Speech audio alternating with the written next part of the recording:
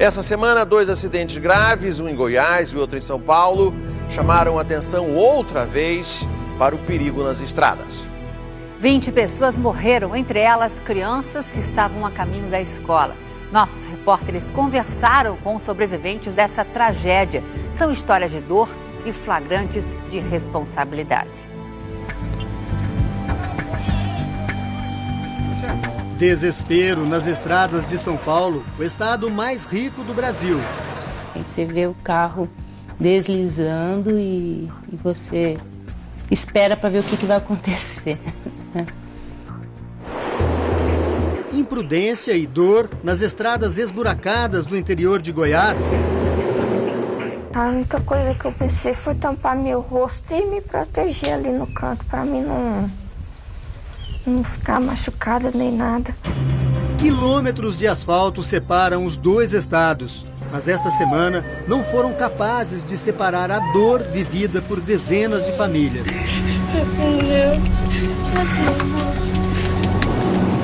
O repórter Luiz Felipe Fernandes acompanhou o drama no interior de Goiás. Segunda-feira, começo da tarde. 12 pessoas morrem depois que o ônibus onde estavam foi atingido por um caminhão em alta velocidade. O acidente aconteceu em Montevidéu, a 280 quilômetros de Goiânia, na rodovia GO 174. Segundo a polícia, 2 caminhões seguiam no mesmo sentido. Perto de uma ponte, o motorista de trás tentou ultrapassar e acabou batendo. Em seguida, sem controle, ele invadiu a contramão e bateu de frente com um ônibus escolar. O motorista do caminhão e o do ônibus, a mãe de um estudante e mais 9 crianças e adolescentes morreram na hora. Muitos feridos foram levados em estado grave para os hospitais da região. Muito rápido. Foi. E você estava sentada junto com seu irmão? Não, meu irmão estava na frente, eu estava atrás. Entendi. Foi na onde que ele morreu. Vendo o estado que o ônibus ficou depois da batida, é até difícil imaginar que alguém tenha sobrevivido ao acidente. A parte da frente ficou toda destruída, principalmente do lado do motorista. Aqui de dentro, o que a gente vê são bancos soltos, muito ferro retorcido e até a soja que era transportada pelo caminhão. Bom dia. O Domingo Espetacular encontrou uma das sobreviventes nesta casa na zona rural de Montevidéu. Tava no ônibus, então. Lembra de alguma coisa? Lembrar eu lembro, mas foi muito rápido. Carolina tem 12 anos. Estava sentada no banco da frente do ônibus na hora da batida. Na hora que a carreta passou assim, que ela foi pro lado do ônibus, eu só levantei, fechei meu rosto.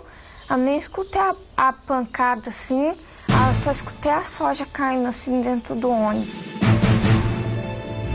Carolina tentou ajudar os amigos. Mais de 40 pessoas estavam dentro do ônibus. Ninguém usava o cinto de segurança. Na hora que eu levantei, assim, depois da pancada, que eu virei, assim, olhando, assim, eu vi um menino pedindo socorro, socorro, socorro.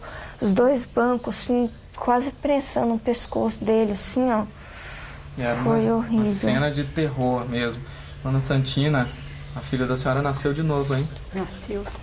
Na hora que eu passei no acidente, que eu vi o ônibus naquela situação, eu entrei em desespero. Não quero passar de novo, não.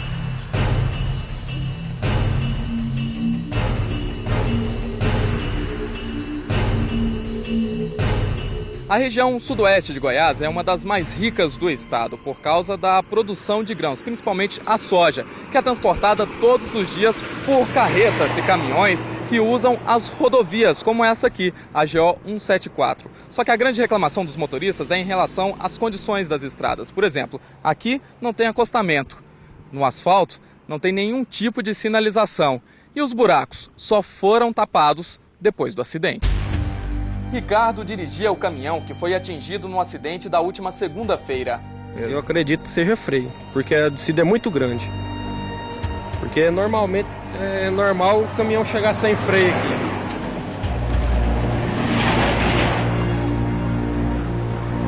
Esse sim é um exemplo de como os caminhões passam por aqui. Isso, a maioria.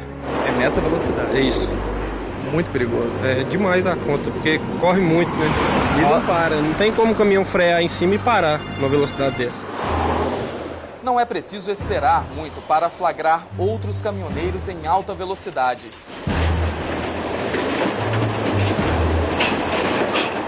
Montevidéu ficou de luto depois da tragédia. As aulas foram suspensas e os alunos homenagearam os colegas. Eu amava entrar nessa sala e ver você com um sorriso tímido e discreto.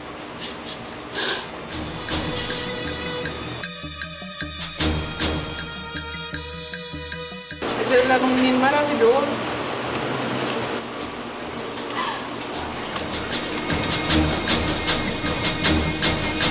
Vilmar e a mulher Ildeci trabalham numa fazenda da região. Na última segunda-feira, as 3 filhas do casal embarcaram no transporte escolar para o primeiro dia de aula. Aí o motorista queria colocar uma delas separada, aí ele colocar a Alessandra e a Vilmara junto. Aí falou, não, vamos sentar tudo junto, nós somos irmãzinhas, nós temos que cuidar dela. Aí sentou as 3. As meninas morreram no acidente. Isso não sai mais da minha cabeça mais nunca. Pode passar o tempo que passar, é difícil de entender. Eu quero... Por que não ficou uma viva da minha menina? Desde o acidente, os pais estão morando com parentes numa cidade vizinha. Eu quero saber como que foi a causa daquela confusão, se foi o motorista do ônibus que desviou, foi o caminhão que desviou de algum buraco. Eu queria uma explicação como foi que aconteceu. Quais os motivos do acidente? De quem é a culpa? É possível explicar tamanha tragédia? As perguntas são as mesmas para os parentes das vítimas do acidente com o ônibus de passageiros na Grande São Paulo. 8 pessoas morreram, 18 ficaram feridas. O ônibus tombou exatamente neste lugar. Ainda dá para a gente perceber as marcas aqui no asfalto, justamente num dos pontos mais perigosos da Fernão Dias. É um longo trecho de descida, cheio de curvas fechadas. É tão perigoso que, apesar da pista ter 3 faixas de rolamento nos 2 sentidos e do asfalto estar em boas condições, a velocidade máxima permitida aqui é de 60 km por hora. O ônibus estava acima do limite permitido. Na curva, o motorista perdeu a direção. O ônibus bateu, passou por cima da mureta de proteção e tombou. Mesmo virado, se arrastou até o outro lado da pista e ainda atingiu 2 carros e um caminhão-baú que vinham no sentido contrário. Estas imagens foram feitas por um cinegrafista amador e mostram momentos de agonia e desespero.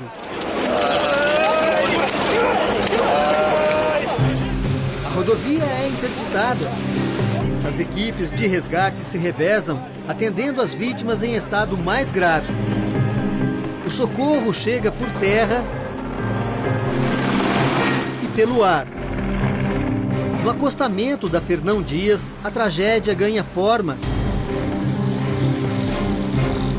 nomes e histórias. Nas imagens é possível ver esta mulher.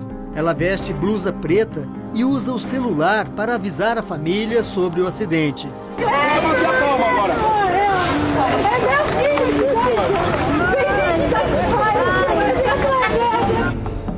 Ela está machucada. Ao lado, o corpo do filho.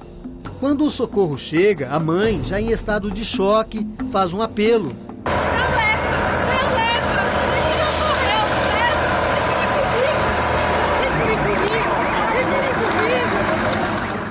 Mais tarde, em outro trecho da gravação, ela é atendida pelos bombeiros. Vai saber tudo isso, senhora. Vai saber tudo isso. Vocês podem tirar daqui, senhora? A mulher é levada para o hospital. Só depois, o corpo de Guilherme é recolhido pelo funcionário do IML, que também não esconde a tristeza. A mãe, Luciana, foi internada e passou por uma cirurgia no braço. Luciana deixou o hospital apenas para se despedir do filho, sepultado na quarta-feira.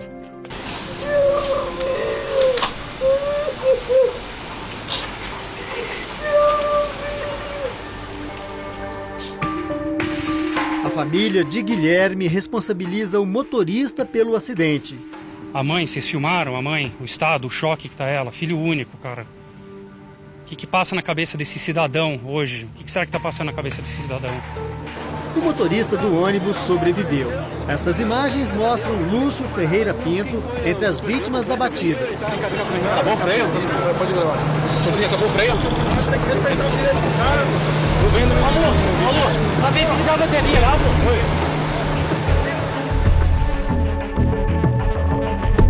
Lúcio foi preso logo depois e levado para a delegacia de Mairiporã, na Grande São Paulo. O motorista vai responder por homicídio doloso, aquele em que houve intenção de matar. Ele deu 3 versões para o acidente. Ele, no primeiro momento, ele só falou o seguinte: eu perdi o controle do veículo, brequei e perdi o controle. No segundo momento, ele falou que faltou freio. E no interrogatório, já com o advogado presente, ele falou que foi fechado por um veículo. Segundo a polícia, Lúcio ainda admitiu que dirigia acima da velocidade permitida. A suspeita seria confirmada através do tacógrafo, um equipamento que registra a velocidade do veículo durante toda a viagem. O problema é que o tacógrafo desapareceu. Agora, a única pessoa interessada em sumir com essa prova era ele. Sem contar que a polícia chegou no local do acidente no máximo 10 a 15 minutos após o ocorrido. A partir da chegada da polícia, tudo foi cuidado, tudo foi preservado, no sentido de resgatar o disco de tacógrafo. Marinice estava no ônibus. Ela voltava da casa da mãe e dormia na hora do acidente.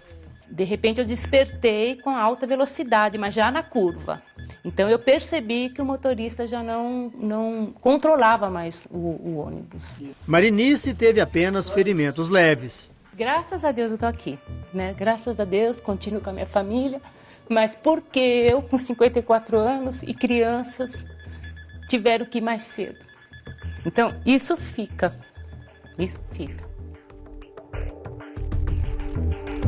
Uma pesquisa da Confederação Nacional dos Transportes revelou que 69% das rodovias brasileiras apresentam algum tipo de problema.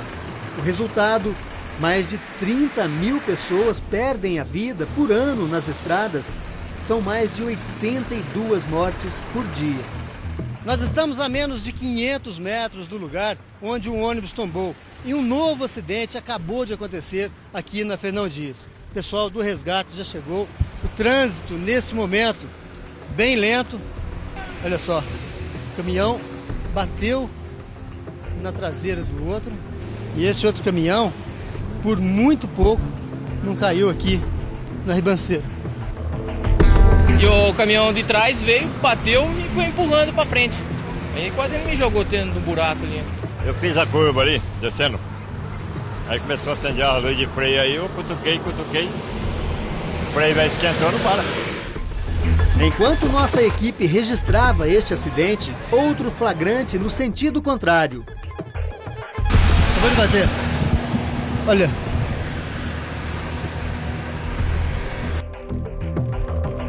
O grupo de resgate corre, os carros são retirados da estrada. Desta vez, ninguém ficou ferido. O trânsito parou de repente. Não deu para frear? Não, quando eu vi já estava em cima, né? Uma rotina mórbida nas rápidas e modernas estradas do estado mais rico do Brasil. Mais comum ainda nas estreitas e perigosas rodovias de Goiás. Depois do acidente de Montevidéu, o governo de Goiás reconheceu: 30% das rodovias goianas estão em péssimas condições. Esta semana, as aulas voltam ao normal na região. Mas o transporte que vai substituir o ônibus acidentado não vai passar na casa do seu Vilmar e dona Idalci. Nenhuma das 3 filhas deles vai voltar à escola. Em meio a tanta tristeza, só a filha mais nova do casal, de apenas 2 meses, consegue sorrir. É neste sorriso, nesta inocência, que eles buscam forças para seguir em frente.